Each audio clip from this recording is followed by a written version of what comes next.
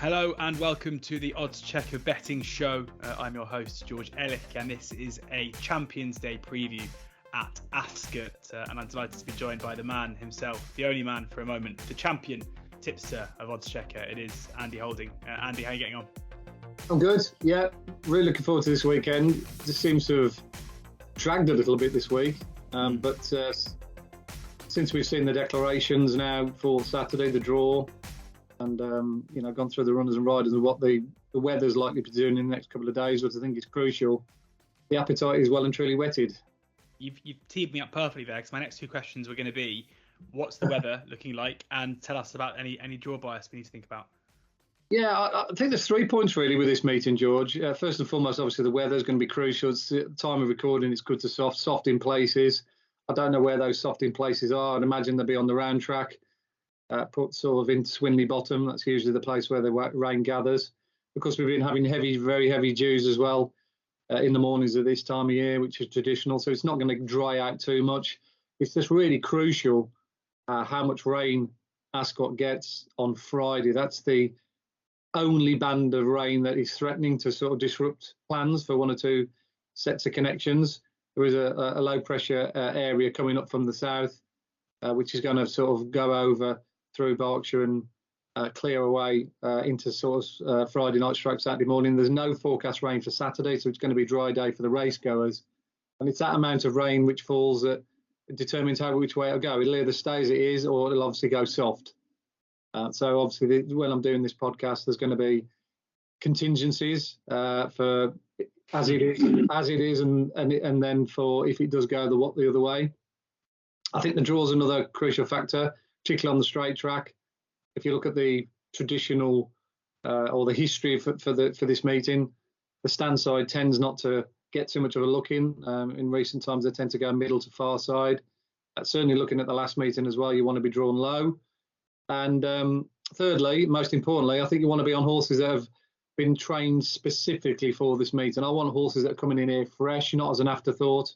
I don't want to be backing horses by and large that have had hard knocking seasons, and it's like, oh yeah, we'll roll the dice again. We'll give it another go.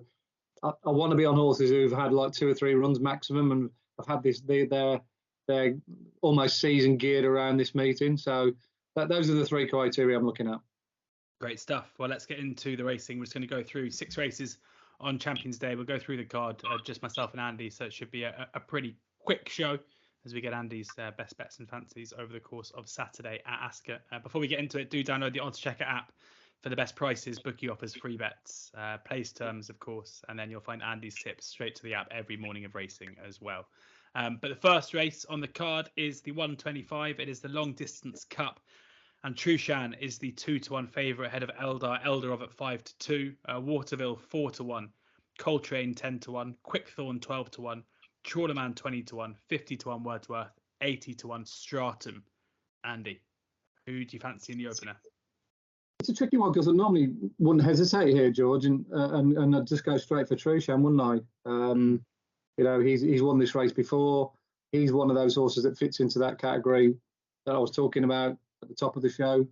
Horse laid out for this meeting, particularly this race, banking on soft ground. He's pretty much been waiting for soft ground all season. But he was a little smidgen disappointing, it has to be said, last time out at Doncaster. It's the first time I think Trueshan has shown a little bit of a frailty. Whether that's just a little bit of wear and tear as he's got older, I don't know. He wasn't at his imperious best. He was wandering around under pressure. Whether the ground wasn't soft enough for him that day, I have no idea. But it was, good to soft in places on Town Moor, so it shouldn't necessarily have been an issue. I think he probably will turn around the form with Coltrane, and that's no disrespect to Andrew Baldwin's horse, because I think Coltrane has had a lot of hard races this season. He's had about, I think, at least 6 or 7, whereas Trueshan has only had 4. So I think Trueshan will turn the form around, but he's up against 2 very, very high-class 3-year-olds that are improving through the ranks, and this is the difficulty for backing Trueshan. Because you've got Eldar Eldarov, who, of course, won the St. Leger, beating a good field in a fast time. It was a well-run Leger. French Claim made sure of that. We've already seen the 5th and the 6th horse, so the 4th and the 6th horse fight out a finish next time out at Ascot, so the form's rock solid. And of course, he's a course winner as well. So as long as if he's got no Ascot form, And then you've got the real fly in the ointment, Waterville, who you wouldn't have even remotely thought about to be good enough for a race of this nature prior to his performance at the Curragh last time out. Steadily improving, but given what he did at the Curragh, it makes you think how on earth he struggled to win a maiden for so long. But his performance in winning that day, beating a really good field, was amazing. I mean, he was last with 3 to run, still trapped in with nowhere to go over a furlong out, and yet he managed to win going away. He's a proper beast of a horse. And if you think that was only just a handicap, you've only got to look at the horses who are in there. Horses like Echoes in Rain, Cleveland, who won the Chester Cup, was only 6, and he went by his stable companions if he was standing still. So it's a real difficult start for me, for punters, trying to sort of work this one out. I've got a sneaky feeling that one of those 3-year-olds will probably win it. Will it be the class proven Group 1 horse, or will it be the up-and-coming Johnny Come Lately that will be a Group 1 horse in this category next season, the shape of Waterville? My inclination is to go for Waterville, because I think in a truly run 2 miles, he's going to really shine in a small field where he can't get into trouble. He come from 10, 15, 20 lengths behind the other day at the Curragh. Yeah. I'd imagine that he'll be no worse than 4 or 5 lengths off the speed, turning for home. And given that that's where he was really good, 20 days ago, I think he might just outrun this lot. So I'll go for Waterville, but with a favourable mention, of course, to Eldar Eldarov, Edgar Eldarov. Waterville is 4-1 best price. That is with Bet365. Eldar Eldarov 5-2 best price with Paddy's and the Betfair Sportsbook. But Waterville, the selection at 4-1. On then to the 2 o'clock, it is the Champion Sprint Stakes, and Creative Force is the 130 favourite ahead of Rohaan, who is 9-2. Kinross 13-2. Art Power 8-1. Perfect Power 11-1. Naval Crown 11-1. Tenebrism 12-1. 14-1. Brad the Brief 20-1. Bar those, Andy, for the sprint. Yeah, an absolute cracker. I think by and large, all of these horses that are in this field have run at Ascot before. So a lot of them do tick a lot of boxes. Quite a few of them want soft ground. And many of them have had this race as a back-end target for quite some while. So it's not as easy as straightforward of just going, oh, yeah, this one's between that one or that one. I think the draw is going to play quite a big advantage, or a significance here. Looking at where the pace map is, to be fair, I could only see Naval Crown and Go Bears Go as the obvious horses that like to race forward. Naval Crown's drawn 16, which isn't ideal, given I think they'll race middle to far side, or maybe the win will come from middle to far side. And Go Bears Go is drawn in stall 9. So with that in mind, I think I want to be somewhere in and around where Go Bears Go is. And the one that stands out for me this year in this year's race is Art Power, the horse I put up in this race 12 months ago. I don't know if you remember, but I was really worried about the draw last year because he was drawn, I think, 18 of 18, which was right up towards the stand side. They all migrated over to the far side, and he ended up literally out on the wing, on a limb, on his own with no cover. But to his great credit, he still managed to beat all those horses around him. I think there's a group of about 6 or 7 that raced towards the middle. One of them including Highfield Princess, and we know what she's gone on to do subsequently. So to finish 4th in that race, beat all those horses around him from a terrible draw, was a really eye-catching run, galling for connections, because they probably thought, damn, if it wasn't for the draw, I think we would have won. And they'd gone through exactly the same route as they did 12 months ago. They took him over to the Curragh for a Group 3, and he won it very easily, just like he did this time last year. So he's in the same kind of form. He's just had the 3 runs. This race has obviously been the target again. It'll be his 3rd stab at the race, but this time he's drawn favourably, and he's going to have his ground. He's going to have good to soft ground. I think he's probably one of the best bets on the card. You can get 8-1 5 places. I'll be staggered if he's not in the first 5. He's just too good. Obviously, you've got to factor in Creative Force, who's an amazing horse over this C&D. He won on fast ground early on in the season. Did he win in the the Diamond Jubilee, or Golden Jubilee, what it was, Platinum Jubilee. I think I've had about 3 attempts of getting the name right. He won't mind the ground. And of course, Kinross is the sort of the one possible fly in the ointment for all of us, because he's a brilliant horse and he was very unlucky in this race last year. So even though 6 furlongs is not his ideal distance, he's a very dangerous horse to dismiss out of hand. I just think maybe stall 17 might be his undoing. So in short, I think Creative Force is probably the right favourite based on his overall profile.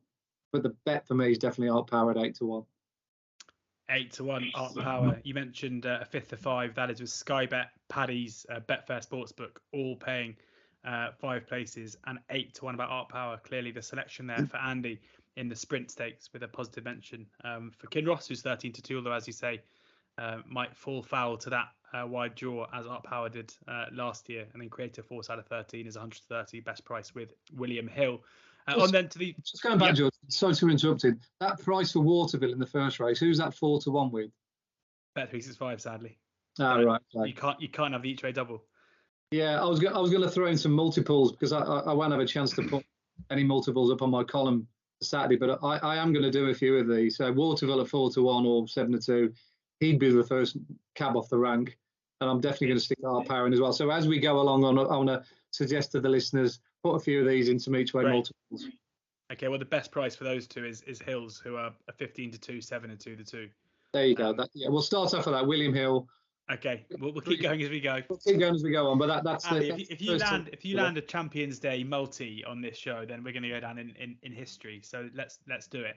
The last double I put up wasn't a bad one, if you remember. It's superb.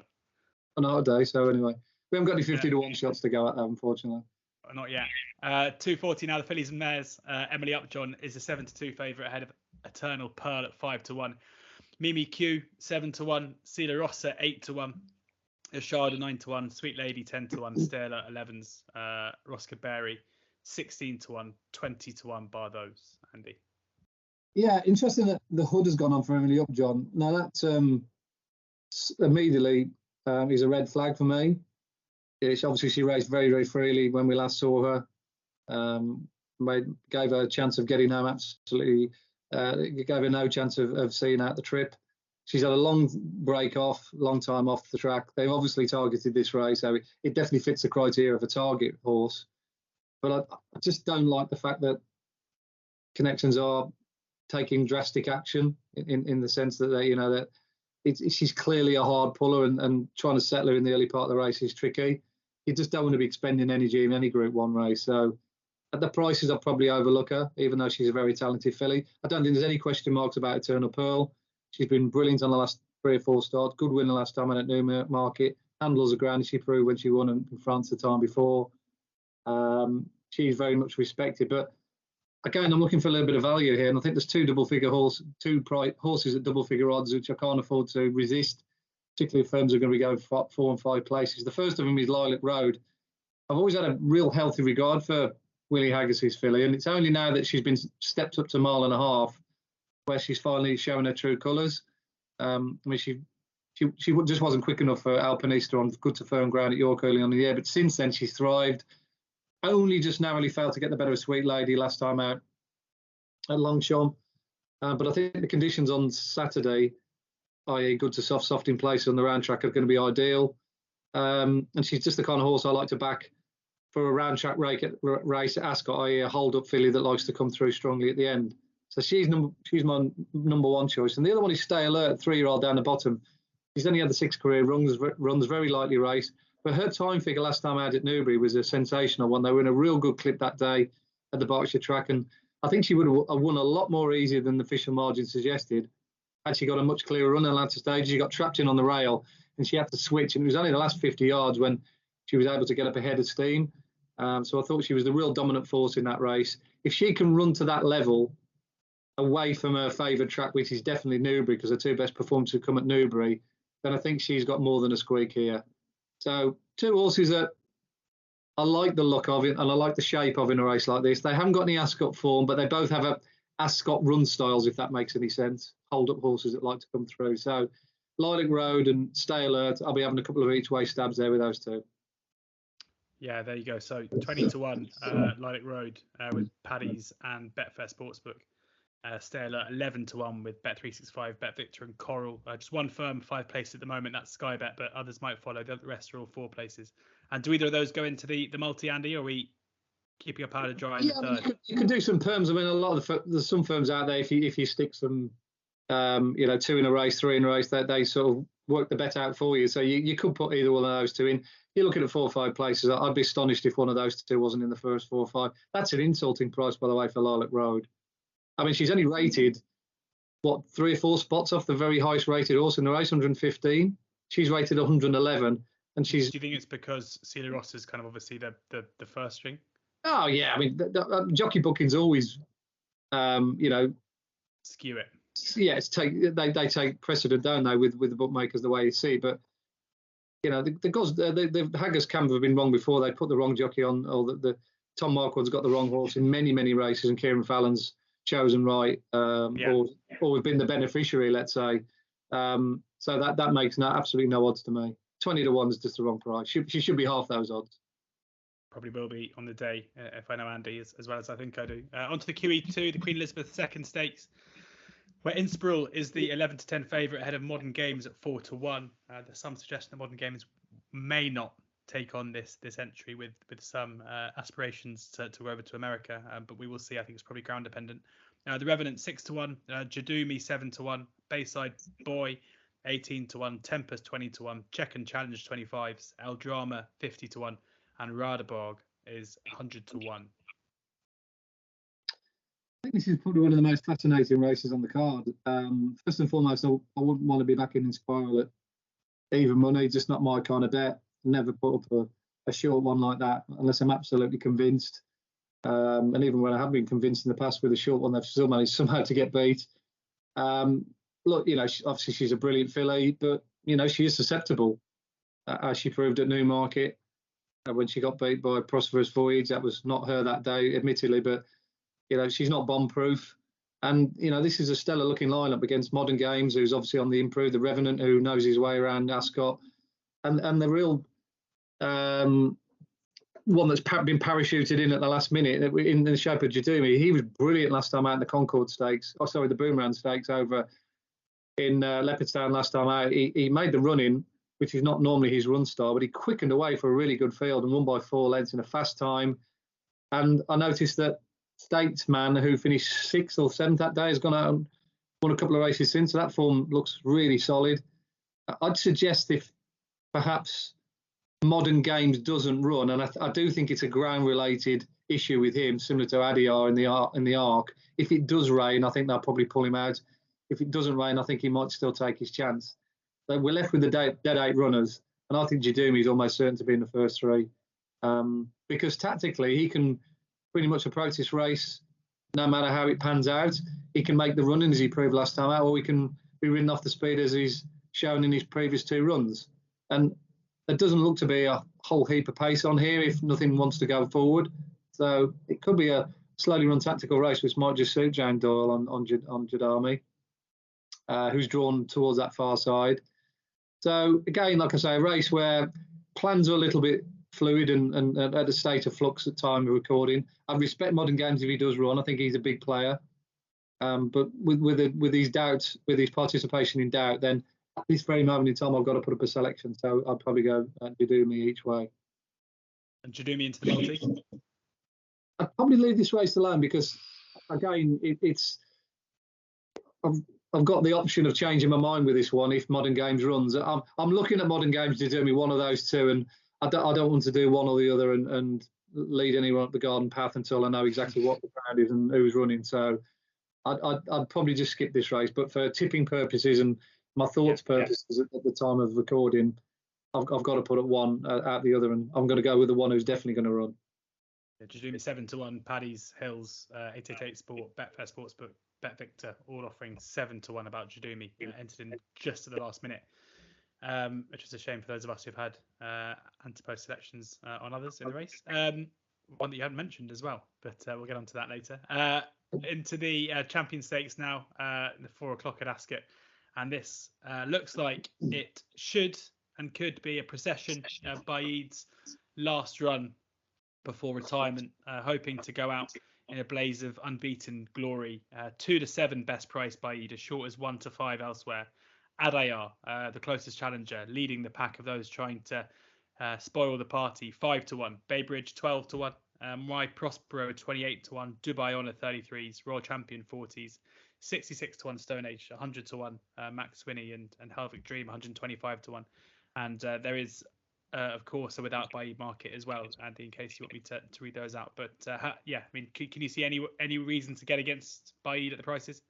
I just think it's, again, one of those races that you are looking for an alternative. And there's just basically just a standout bet at the prices. See, Baaeed, he's the best we've seen for many years, since Frankel, arguably, and he's got a rating of 135, which suggests that he has only got to go down and come back and just turn and do what he normally does. But I do think Adayar is slightly overlooked here, even though he is second favourite at sort of 9-2, 5. Was it 5-1 top price? Is it 5-1 best price? Yeah, 5-1. Yeah, I mean, that strikes me as being the archetypal bet for nothing. I mean, he's definitely going in the each way multiples, because he has been trained specifically for this. He comes in here really fresh, spectacular at Doncaster. I mean, Masakela and in his stubborn companion, who's won since, were no mugs, and he made them look like a couple of snails, didn't he, on Town Moor that day? Mm. I thought for all the world they'd go for the arc and take a chance and try and get a little bit of retribution from the year before, because when he pulled too hard on the heavy ground, he didn't quite get home. But over 1.25 miles, we know that Adayar is a very, very special talent. I think he's one of the only horses in training that can give Baaeed something to think about. And like I say, it's a horse race. You just never, ever know.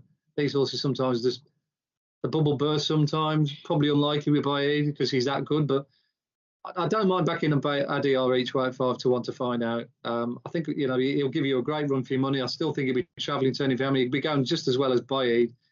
And like I say, you just never know. And he's one of those horses, Adayar, as well as Baaeed. I don't think we really know how good he is. The arc was an excuse because of the ground, but I don't think he'll have any excuses this weekend. He's a course winner. He won the King George. He loved the ground. He loved the good to soft ground. And the trip's fine. And the go good gallop as well. You got Stone Age in there to take them along at good gallop. So everything should set up perfectly for Adayar.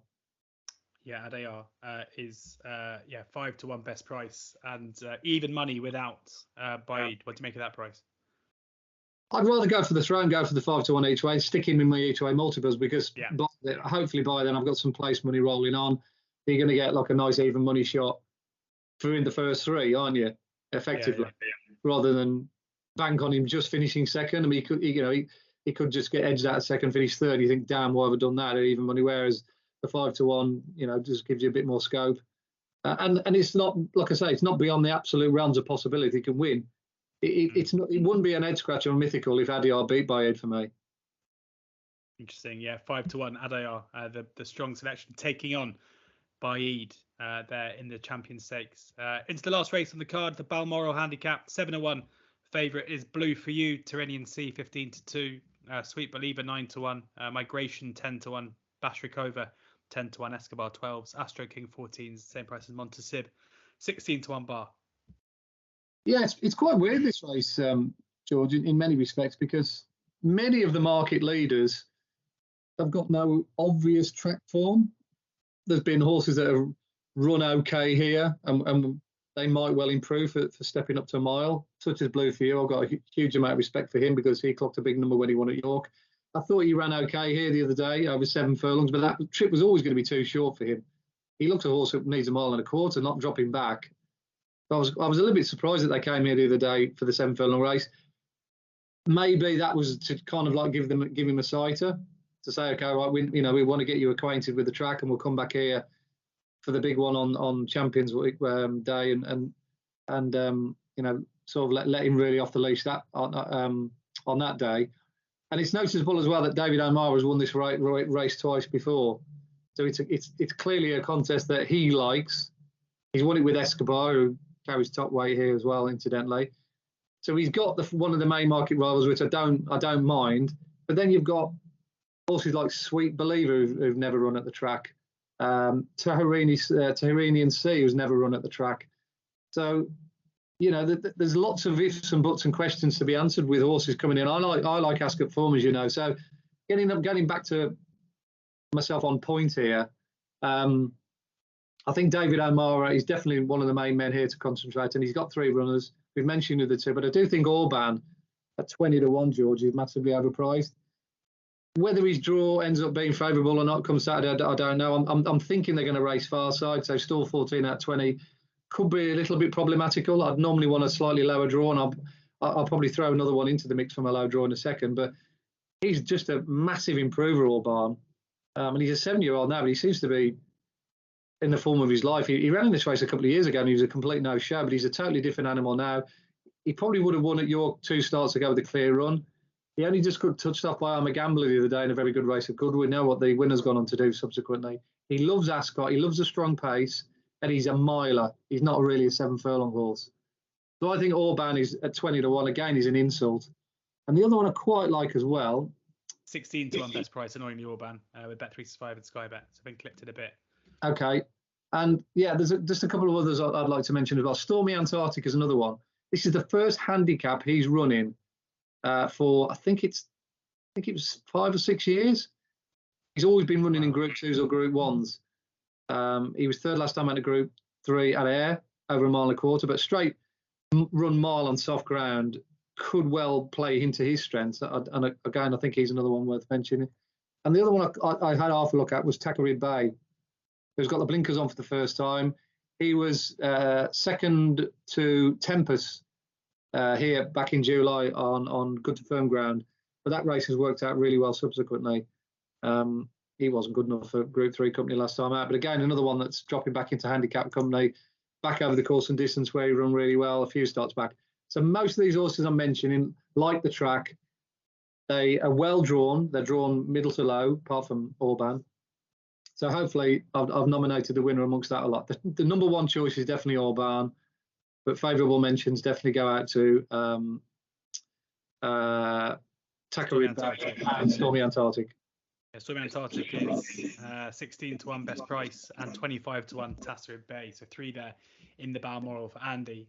So just, looking at the promised multi, is it therefore, just because having promised it, we've got to say what it is so people can go and follow you in. We are looking at...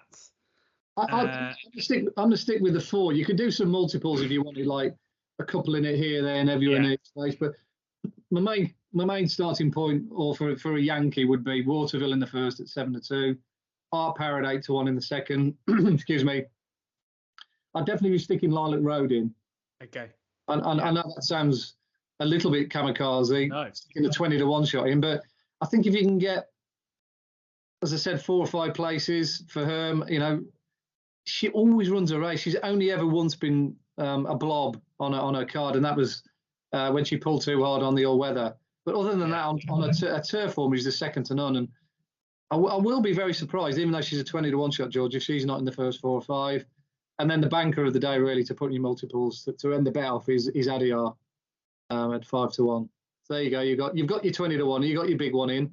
You got a 7-2. You got an 8, and you got a 5-1. So I'm not sure what that bet comes to. About 4,000 to 1. The place multi. But they've all got a good chance of hitting the frame anyway, at the very least. Lovely stuff. Thank you very much, Andy. Thank you as ever for taking the time to share your insight and your tips with us ahead of Champions Day on Saturday. Should be a brilliant day.